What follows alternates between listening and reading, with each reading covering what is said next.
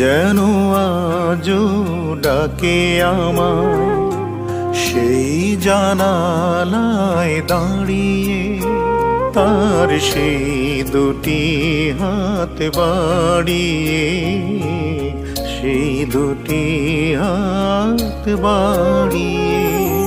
সে যেন আজও ডাকে আমায় সেই জানালায় দাঁড়িয়ে, তার সেই দুটি হাত বাড়িয়ে, সেই দুটি হাত বাড়িয়ে।